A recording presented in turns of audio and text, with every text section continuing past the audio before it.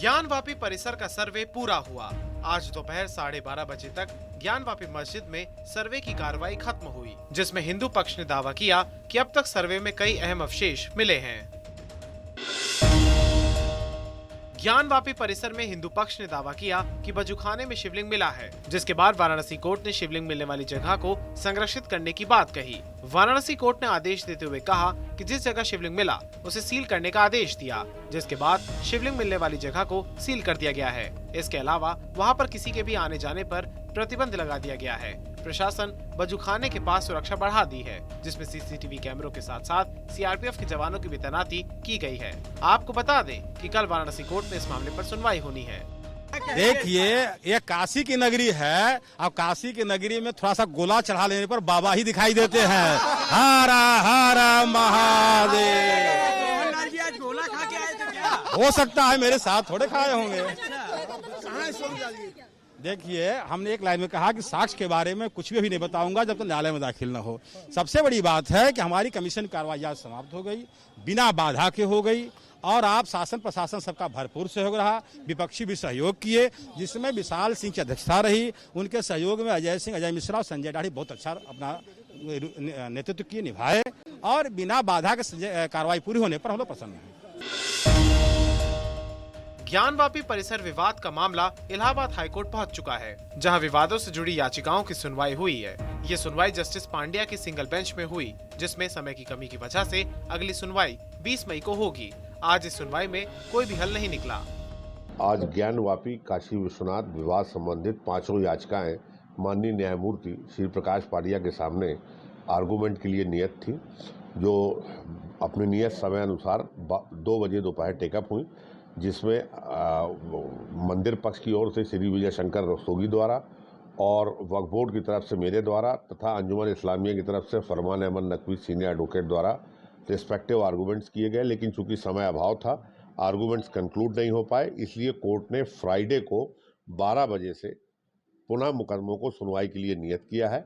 Expected है कि उस समय अगली तारीख में केस में जजमेंट रिजर्व हो जाएगा फाइनल आर्गूमेंट होकर। सर, कुल 6 याचिकाएं इसमें दाखिल, कुल 5 याचिकाएं हैं। 2 याचिकाएं इसमें पुरानी है, जिसमें हम लोगों ने चुनौती दे रखी है कि नीचे जो प्रोसीडिंग सिविल जज के यहाँ चल रही हैं वो प्लेसेस ऑफ वर्शिप एक्ट 1991 के अंतर्गत बार्ड हैं। वो एप्लीकेशंस हमारी नीचे रिजेक्ट हो गई थी, रिवीजन रिजेक्ट हो गया था, उसको हम लोगों ने आर्टिकल 227 के माध्यम से एक पिटीशन फाइल करके चुनौती दे रखी है।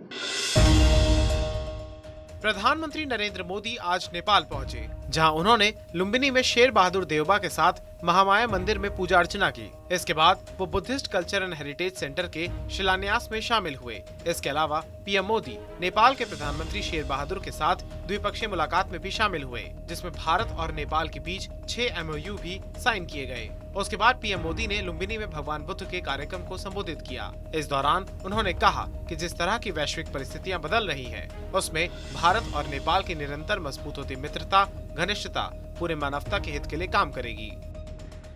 आज जिस तरह की वैश्विक परिस्थितियां बन रही हैं, उसमें भारत और नेपाल की निरंतर मजबूती होती मित्रता, हमारी घनिष्ठता संपूर्ण मानवता के हित का काम करेगी। और इसमें भगवान बुद्ध के प्रति हम दोनों ही देशों की आस्था, उनके प्रति असीम श्रद्धा हमें एक सूत्र में जोड़ती है, एक परिवार का सदस्य बनाती है। भाई और बहनों, बुद्ध मानवता के सामूहिक बोध का अवतरण है। बुद्ध बोध भी है और बुद्ध शोध भी है, बुद्ध विचार भी है और बुद्ध संस्कार भी है।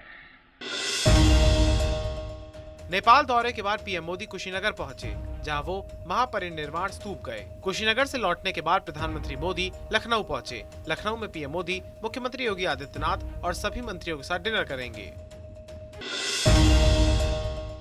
ज्ञानवापी परिसर में शिवलिंग मिलने के बाद से लोगों में खुशी की लहर दौड़ गई है।